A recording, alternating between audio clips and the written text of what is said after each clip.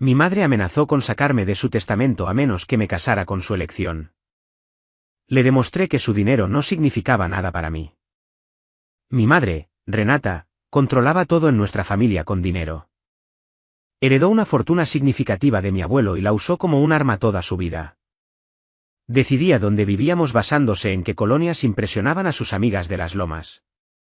Decidía a qué escuelas asistíamos basándose en de quién eran los hijos que iban allí. Decidía qué carreras seguíamos basándose en lo que sonaba prestigioso en las cenas de gala. Cada decisión importante en mi vida tenía que pasar por su aprobación o enfrentar la amenaza de consecuencias financieras. Al crecer, no me daba cuenta de que esto fuera inusual. Pensaba que todas las madres chantajeaban a sus hijos con dinero. Pensaba que frases como, no recibirás ni un peso cuando muera, eran partes normales de las conversaciones familiares de sobremesa. Pensaba que el amor y la herencia eran la misma cosa. Para cuando entendí lo retorcido que era esto, ya estaba inmersa en el ciclo de tratar de ganar su aprobación. Me hice abogada porque ella quería una abogada en la familia. Salí con personas que ella aprobaba porque amenazaba con dejar de pagar mis colegiaturas si no lo hacía. Asistí a eventos que odiaba y sonreía a personas que no soportaba porque ella me recordaba constantemente que mi comodidad futura dependía de mantenerme en su gracia. Mi hermano menor descubrió el juego antes que yo. Se rebeló a los 17 años y se mudó a Tijuana a los 18. Mi madre lo desheredó por completo y le dijo a todo el mundo que estaba muerto para ella. Cambió su testamento públicamente y se aseguró de que toda la familia supiera que él no recibiría nada. Lo usó como ejemplo de lo que sucedía cuando los hijos desobedecían. Yo observé y aprendí a quedarme callada. Entonces conocí a alguien que mi madre no eligió. Su nombre era Francisco y trabajaba como carpintero. Construía muebles personalizados para clientes adinerados y se ganaba la vida decentemente haciendo un trabajo que realmente amaba. Nos conocimos en una cafetería en La Condesa cuando elogió el libro que yo estaba leyendo. Hablamos durante 2 horas y le di mi número sin pensar en lo que diría mi madre. Durante los primeros 6 meses, mantuve a Francisco en secreto. Le dije a mi madre que estaba demasiado ocupada con el despacho para tener citas. Lo veía los fines de semana y fingía que estaba visitando amigas. Me enamoré mientras le mentía a todos al respecto. Eventualmente, mi madre se enteró porque siempre se enteraba. Tenía amigas en todas partes que le informaban. Alguien me vio con Francisco en una fonda y lo describió como clase obrera. Mi madre me llamó inmediatamente exigiendo una explicación. Le dije la verdad. Le dije que había estado saliendo con alguien durante 6 meses y que era feliz. Ella preguntó a qué se dedicaba. Se lo dije. Dijo que absolutamente no. Dijo que terminaría las cosas inmediatamente o enfrentaría las consecuencias. Dijo que tenía a alguien mejor en mente para mí. Su nombre era Luis y era hijo de una de sus amigas ricas del club campestre. Trabajaba en la bolsa de valores, venía de una familia de rancio abolengo y se veía exactamente como el tipo de esposo del que mi madre podría presumir. Aparentemente, había estado planeando esta unión durante años, simplemente no me lo había dicho hasta ahora. Dije que no estaba interesada en Luis. Dije que estaba enamorada de Francisco. Ella dijo que el amor era irrelevante y que la seguridad financiera era lo que importaba. Dijo que Francisco nunca podría proveer la vida que yo merecía. Dijo que si no terminaba las cosas y le daba una oportunidad a Luis, me eliminaría de su testamento por completo. No obtendría nada. Ni la casa en Polanco, ni las inversiones, ni las joyas, nada de eso. Estaría tan muerta para ella como lo estaba mi hermano. Pedí tiempo para pensar. Me dio 2 semanas. Durante esas 2 semanas, pensé mucho, pero no sobre lo que ella esperaba. Pensé en mi hermano, que había sido repudiado durante años y de alguna manera sobrevivió. Pensé en Francisco, que construía cosas hermosas con sus manos y nunca preguntó una sola vez sobre el dinero de mi familia. Pensé en mí misma y en la persona en la que me había convertido, tratando de complacer a una mujer que solo me amaba condicionalmente. Pensé en lo que realmente quería de la vida frente a lo que mi madre había decidido que yo debía querer. Al final de las 2 semanas, llamé a mi madre. Le dije que elegía a Francisco. Dijo que estaba decepcionada, pero no sorprendida. Dijo que estaba cometiendo el error más grande de mi vida. Dijo que haría que su notario cambiara el testamento para el final de la semana. Dijo que debería recordar este momento cuando estuviera batallando por dinero en unos años mientras la esposa de Luis vivía cómodamente. Luego colgó. Esperaba sentirme devastada. En cambio, me sentí libre. La amenaza que había sostenido sobre mí toda mi vida finalmente se cumplió, y yo seguía de pie. Ella ya no tenía poder sobre mí porque había usado su única arma. No se me podía amenazar con algo que ya había sucedido. Me volqué en construir una vida que no dependiera de su dinero. Trabajé más duro en mi despacho de abogados y fui ascendida 2 veces en 3 años. Me mudé con Francisco y compramos una pequeña casa juntos en una colonia tranquila. Me reconecté con mi hermano, quien había construido una vida exitosa sin ningún apoyo familiar. Aprendí que el dinero de mi madre habría venido con ataduras para siempre, y que estaba mejor ganando mis propios pesos. Mi madre no me habló durante 2 años. Le dijo a los parientes que yo había elegido a un albañil sobre mi propia familia. Le dijo a sus amigas que yo había tirado mi futuro por la borda por alguien inferior a mí. Se pintó a sí misma como la víctima de una hija ingrata que no apreciaba el sacrificio. Entonces su salud comenzó a deteriorarse. El teléfono sonó a las 11:47 de la noche de un martes. Ya estaba en la cama leyendo mientras Francisco trabajaba en diseños de muebles en su escritorio en la esquina. Casi no respondo porque los números desconocidos a esa hora usualmente significaban extorsiones o spam.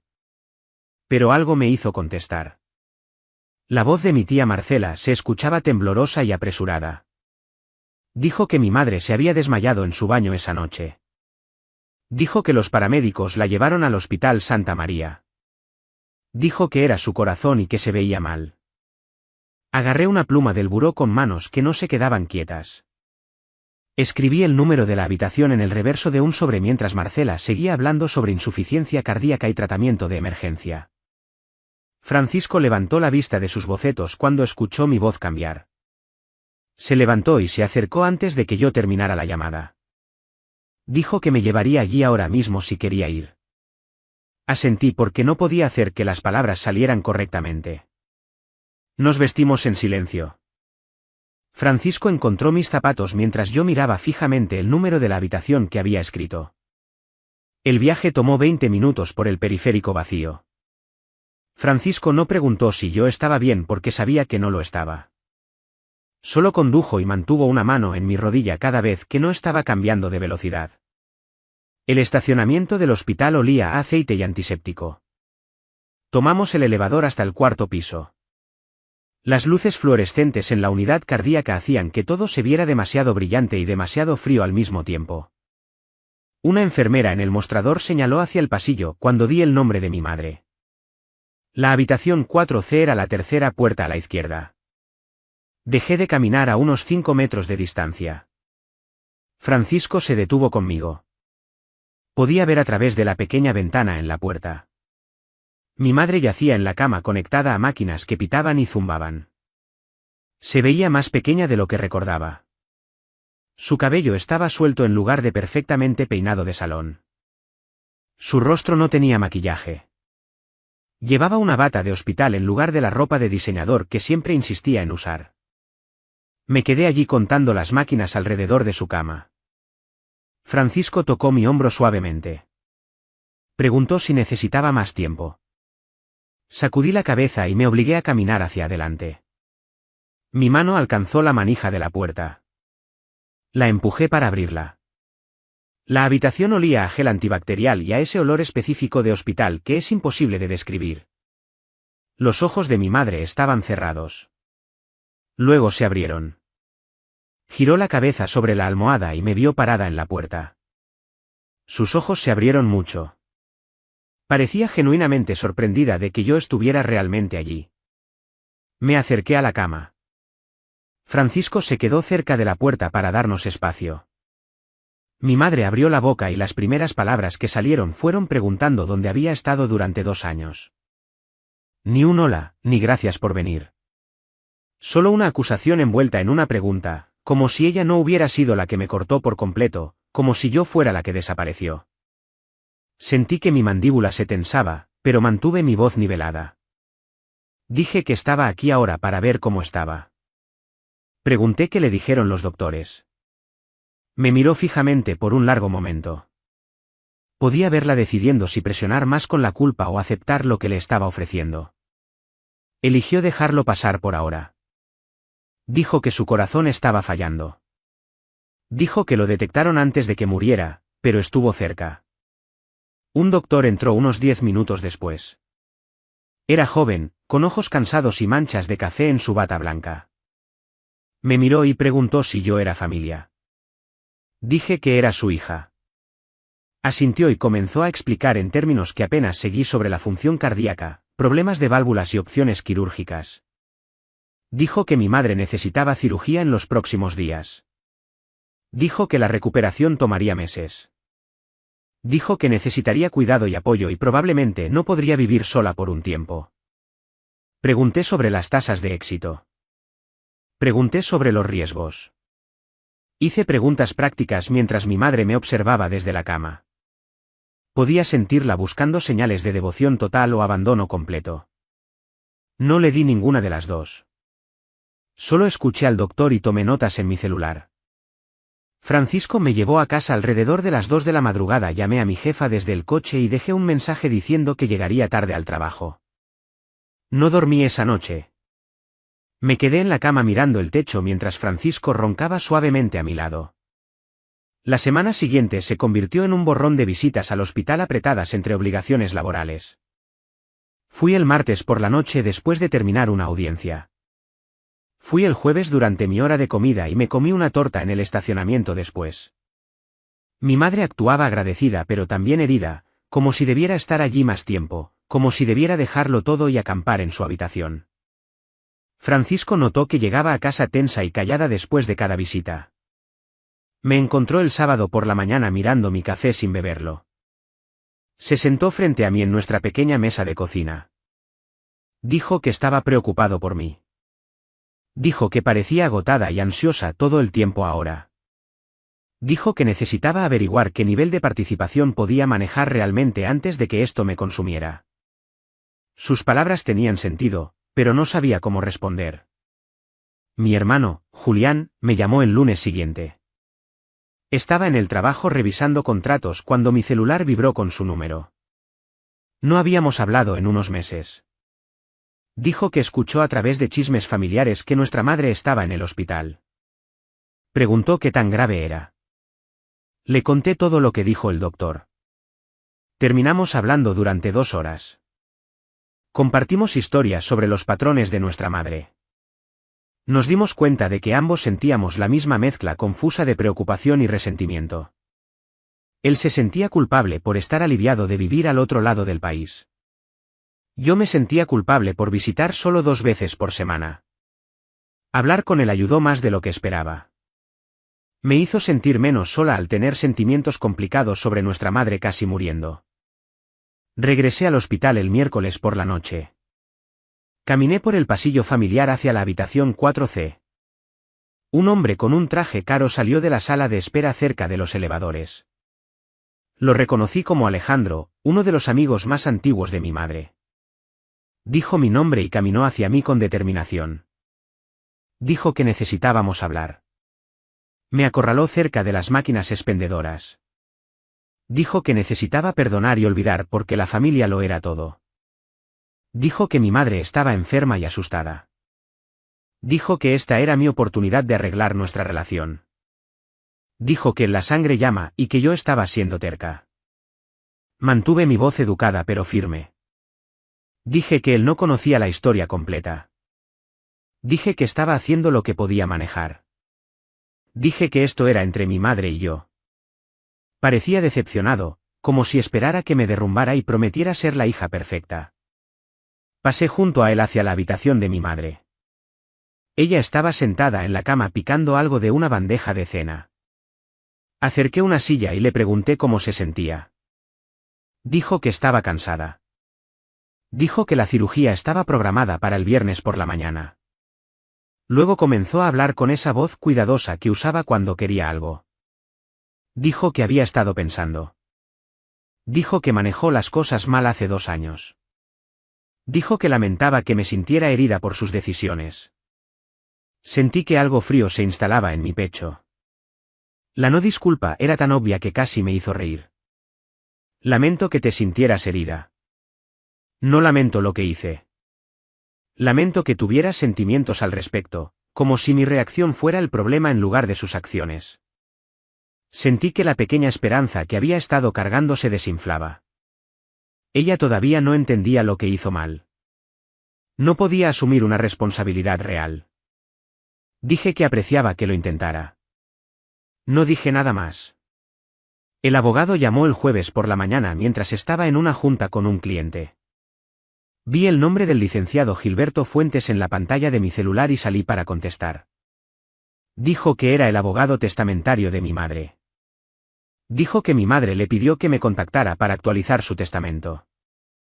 Dijo que ella quería hacer cambios ahora que enfrentaba su mortalidad. Sentí que la ira subía caliente y aguda. Incluso desde una cama de hospital enfrentando una cirugía, estaba usando su testamento como una herramienta. No podía simplemente estar enferma. No podía simplemente dejarme ayudar sin convertirlo en una transacción. Le dije al licenciado Fuentes que no quería discutir su testamento mientras ella estuviera enferma. Dije que se sentía mal hablar de herencia cuando ella podría morir en el quirófano. Dijo que entendía, pero que estaba siguiendo sus instrucciones. Colgué y me quedé en el pasillo fuera de la sala de juntas tratando de respirar normalmente. El trabajo se volvió más difícil de enfocar. Me sentaba en reuniones con clientes y me daba cuenta de que no había escuchado los últimos 5 minutos de conversación.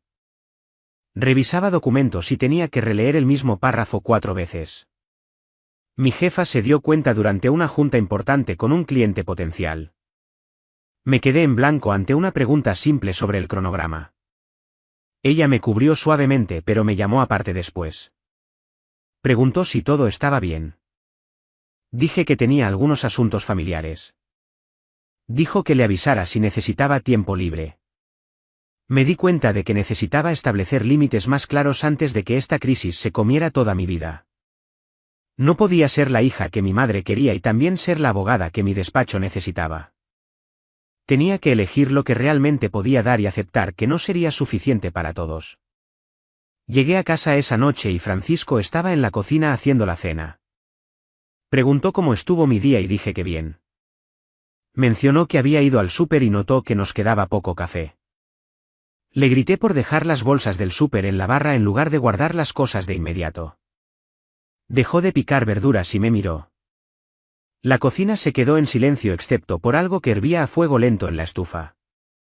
Dijo que había estado nerviosa durante días y que estaba preocupado por mí. Le dije que lo estaba manejando.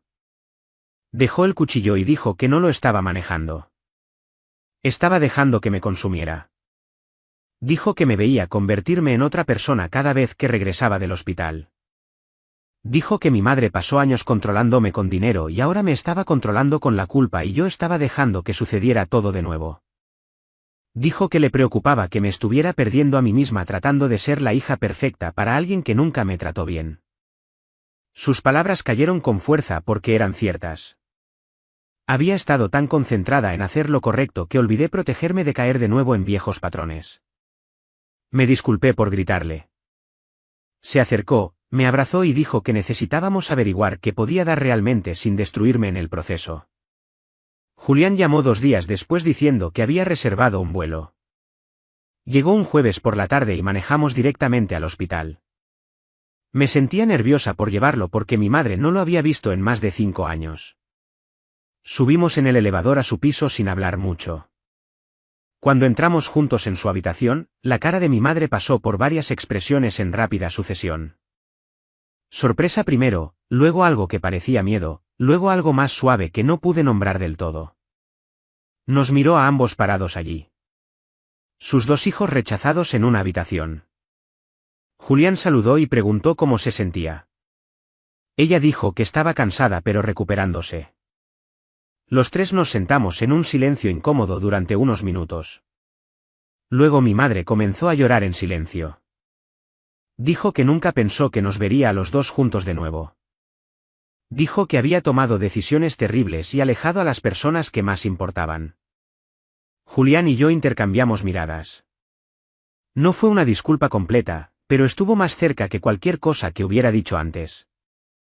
Nos quedamos una hora y hablamos de cosas neutrales como el clima y la comida del hospital. Cuando nos fuimos, Julián dijo que fue más difícil de lo que esperaba, pero también mejor de alguna manera. Mi tía Marcela me interceptó en el estacionamiento del hospital al día siguiente. Había estado visitando a mi madre y me vio caminando hacia mi coche. Preguntó si podíamos hablar un minuto. Nos sentamos en una banca fuera de la entrada principal. Marcela dijo que mi madre le había estado hablando sobre los solitarios que habían sido los últimos 2 años. Dijo que mi madre nos extrañaba a mí y a Julián más de lo que admitiría directamente ante nosotros. Dijo que nuestra madre era demasiado orgullosa para decir que estaba equivocada, pero claramente se sentía mal por perder a sus hijos por dinero y control. Marcela dijo que había visto a mi madre mirar fotos viejas y llorar cuando pensaba que nadie estaba mirando. Sentí que algo cambiaba en mi pecho. No era perdón exactamente, pero era comprender que mi madre también estaba sufriendo.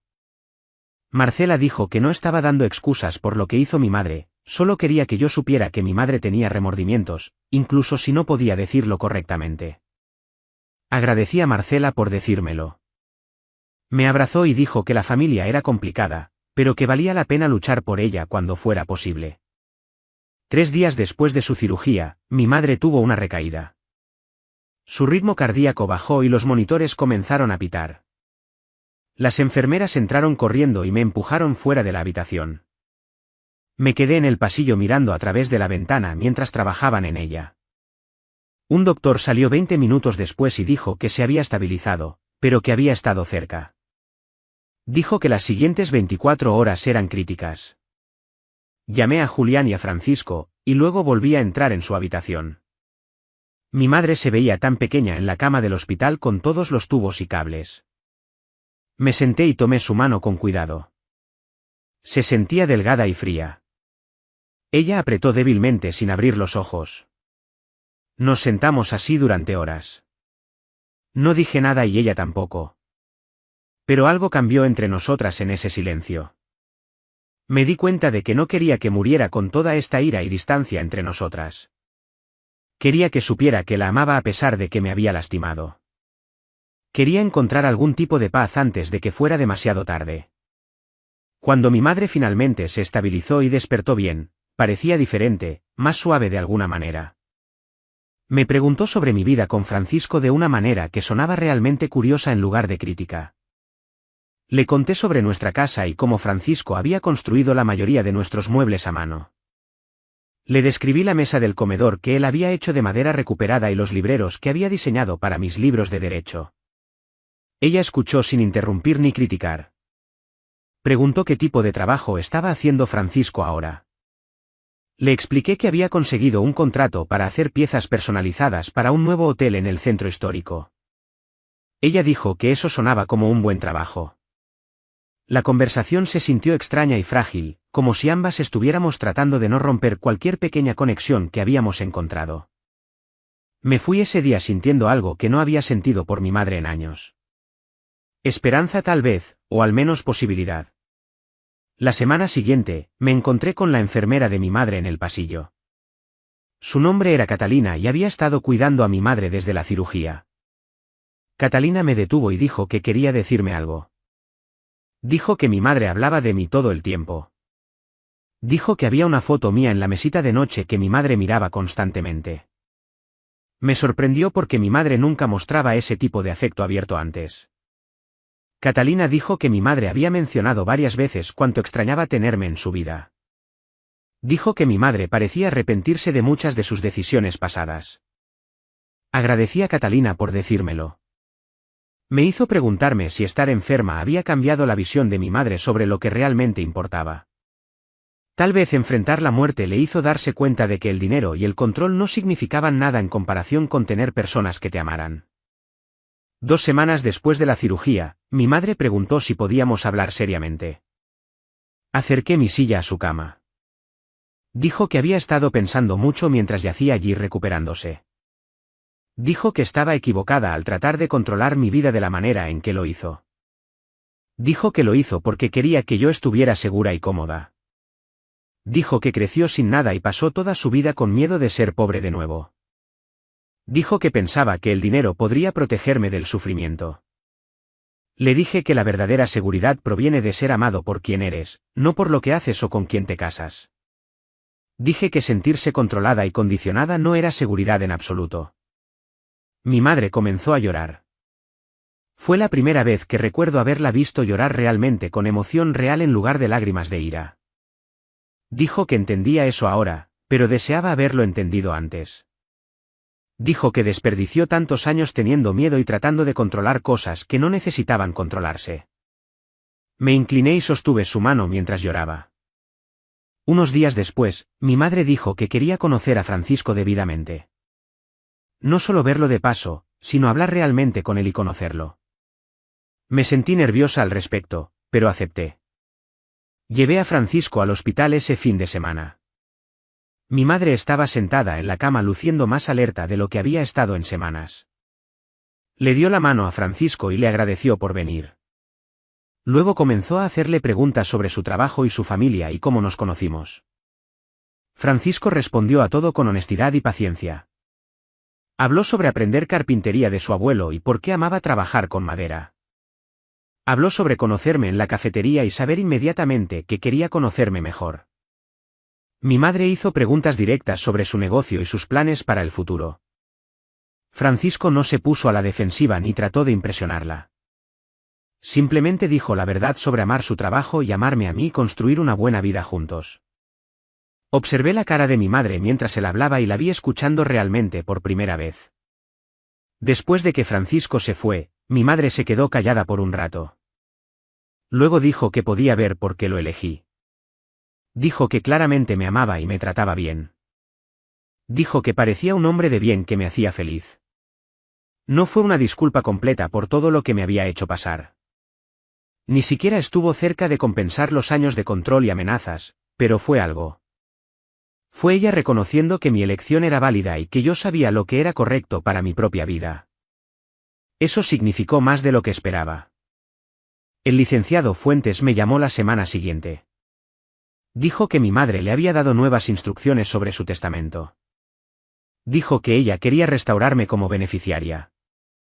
Fui al hospital y le pregunté a mi madre al respecto directamente. Ella dijo que quería hacer lo correcto por mí mientras aún pudiera. Le dije que no quería su dinero si venía con condiciones o expectativas. Dije que había construido una vida sin él y que estaba bien. Ella dijo que esta vez no había condiciones. Dijo que solo quería saber que yo estaría cuidada si algo le sucedía.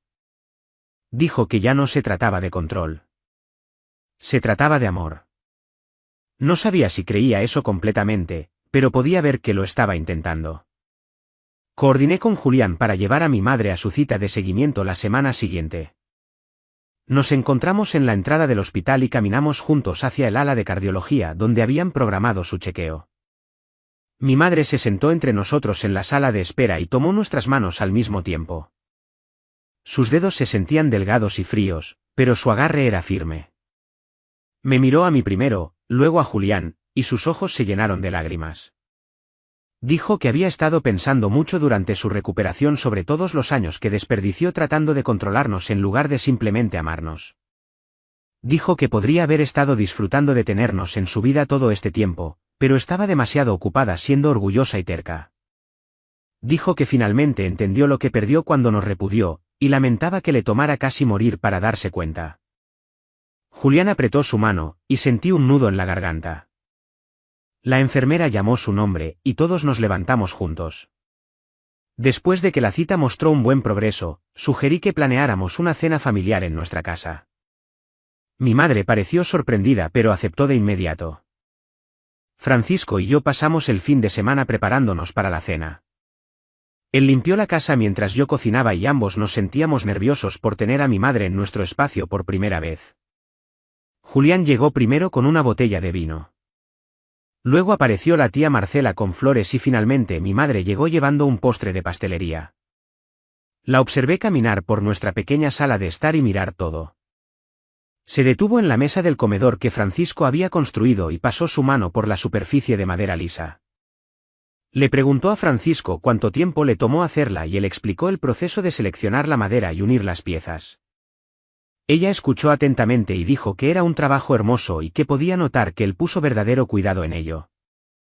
Francisco parecía complacido y un poco sorprendido.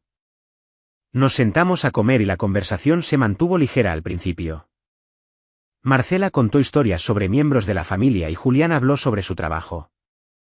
Mi madre le hizo preguntas a Francisco sobre su negocio y realmente parecía interesada en sus respuestas.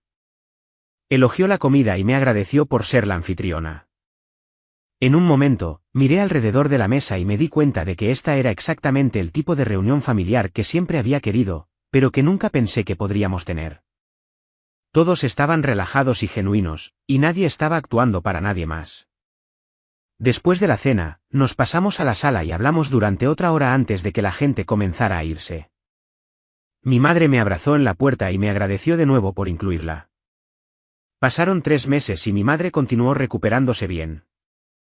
Establecimos una rutina de hablar por teléfono todas las semanas y cenar una vez al mes. La primera vez que tuve que decir no a una de sus peticiones, me preparé para una pelea. Me había pedido que asistiera a un evento de beneficencia con ella en una noche que ya tenía planes con Francisco. Le expliqué que no podía ir y esperé a que ella presionara o me hiciera sentir culpable. En cambio, ella simplemente dijo que estaba bien y preguntó si podíamos comer juntas la semana siguiente en su lugar. Ese momento me demostró que ella era realmente capaz de respetar los límites cuando decidía hacerlo. Nuestra relación no era perfecta y probablemente nunca lo sería. Todavía hacía comentarios a veces que mostraban su vieja forma de pensar, pero cuando se lo reprochaba, se disculpaba y trataba de hacerlo mejor. Preguntaba sobre el trabajo de Francisco y recordaba detalles de nuestras conversaciones.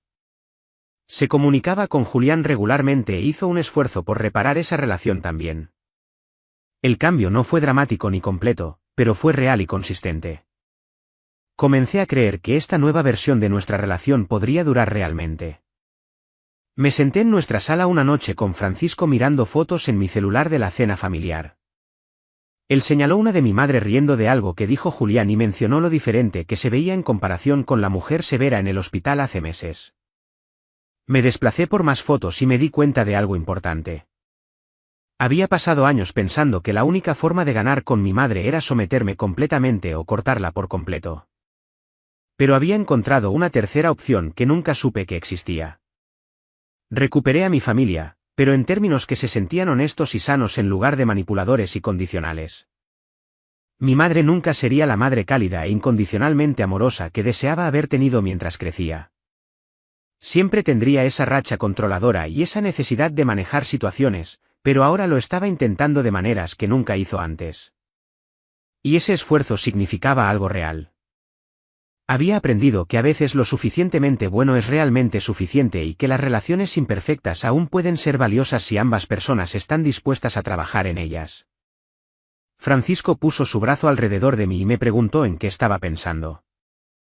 Le dije que solo estaba agradecida por cómo resultaron las cosas y lo decía en serio.